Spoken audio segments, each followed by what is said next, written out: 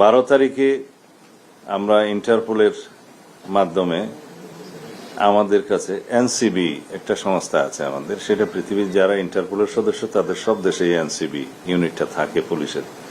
তাদেরকে ইমেইলে জানানো হয়েছে ফেডারেল পুলিশের পক্ষ থেকে আবুধাবির ইউএই গভর্নমেন্টের, যে তারা আমাদের চাহিদা অনুসারে ইতিপূর্বে যে ইন্টারপোলের মাধ্যমে আমরা রেড নোটিশ জারি করেছিলাম সেটা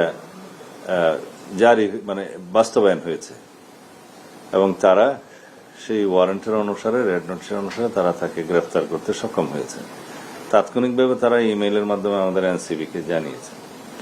আমি সেদিন বিকেলেই মহান জাতীয় সংসদে সেটা সারা জাতিকে অবহিত করেছি 300 ধারা বিবৃতি দিয়ে, এবং ওখানেই বলেছি যে এই ইমেইলে তারা আমাদেরকে অনুরোধ করেছে 30 দিনের মধ্যে যেন আমরা আমাদের সমস্ত কাগজপত্র পাঠিয়ে দিই তাকে দেশে ফিরিয়ে নিয়ে আসার জন্য।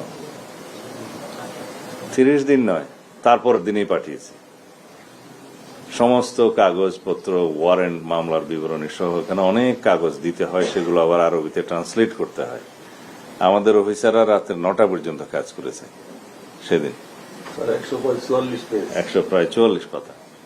সেটা আমি সংসদে বসে রাতে 10টা বাজে সাইন করেছি এবং সেই দিনই পাঠিয়েছে আমাদের পররাষ্ট্র মন্ত্রণালয়ে। মাননীয় পররাষ্ট্রমন্ত্রীকে আমি একটা আনঅফিসিয়াল কপিও সেদিন হ্যান্ড ওভার করেছি। অফিসিয়ালি তারপরের দিন সকালবেলা আমাদের সচিব, সিনিয়র সচিব, পররাষ্ট্র মন্ত্রণালয়ের সচিবের সাথে সশরীরে সাক্ষাৎ করে সেটা হ্যান্ড ওভার করেছে এবং ওই দিন বিকেলেই পররাষ্ট্র মন্ত্রণালয় তাদেরও একটি আরবিতে ট্রান্সলেট করার বিষয় ছিল, একটা পিটিশন, সেটা করে ওই বিকেলেই তারা ডিপ্লোম্যাটিক ব্যাগে করে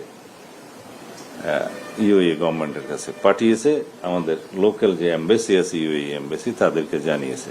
আমিও তার সাথে যোগাযোগ করেছি। ইট টুক অনলি 3 days, 30 দিন না। এটাই হচ্ছে স্বরাষ্ট্র মন্ত্রণালয়ের বর্তমান গতি। তা আমরা আশা করি ইউএই গভর্নমেন্ট যথাযথ প্রক্রিয়া অনুসরণ করে খুব শিগগির তাকে ফেরত দেওয়ার ব্যবস্থা করবে। আমরা পার্সুয়েশনে থাকব।